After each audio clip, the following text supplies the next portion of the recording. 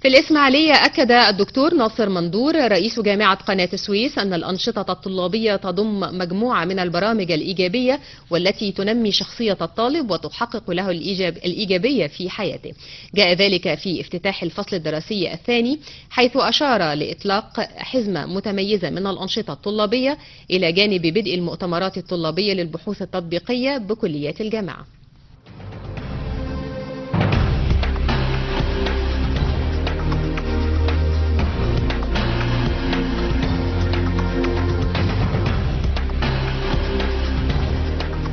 الدراسة منتظمة الحمد لله، والأمور ماشية بمنتهى السلاسة، وخلصنا تقريبا بنسبة 100% كل النتائج الدراسية بتاعت الفصل الدراسي الأول وأعلنت. طالبة حاليا بالنسبة للفصل الدراسي نظام الفصل اللي هو النظام القديم شغالين دراسة كويس. نظام الساعات المعتمدة الطلبة يتسجل بيدوم أسبوع يسجلوا أو أسبوعين حسب اللائحة، وماشيين أمور كويسة. لكن أهم ما يميز العام الدراسي إن الفصل الدراسي الثاني شوية بيبقى دايما الناس عارفة إن هو بيبقى مضغوط. ده امر طبيعي جدا، بيقابل فيه معظم الاجازات الرسميه والاعياد كمان. احنا هنخلص قبل العيد الكبير تقريبا بيوم او بيومين. رمضان في نص الترم والعيد الصغير عيد الفطر. فعندنا الترم الثاني يمكن دايما احنا بنقول دايما الترم الثاني دايما مكثف ومضغوط. بالنسبه للانشطه الطلابيه اللي تهمكم، ودايما الطلبه بتسعى للانشطه الطلابيه، الامور ماشيه كويس قوي.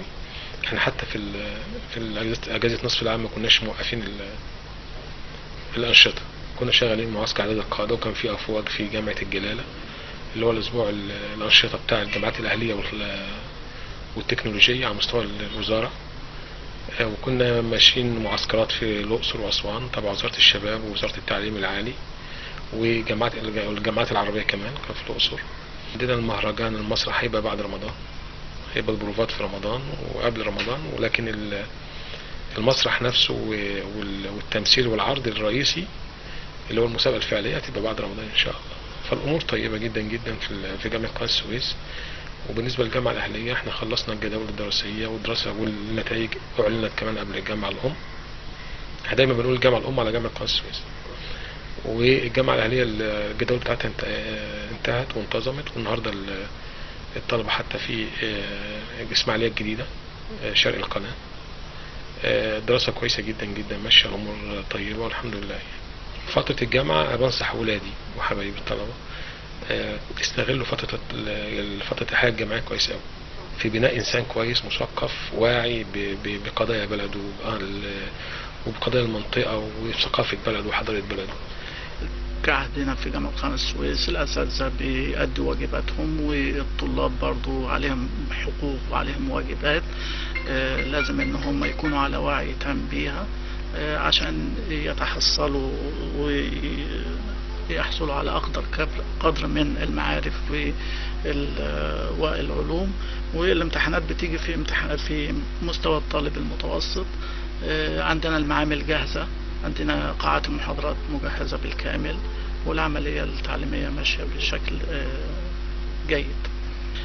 طلبوا برضو بالنسبة للمدينة الجامعية إنها كان في استعدادات لتسكين الطلاب.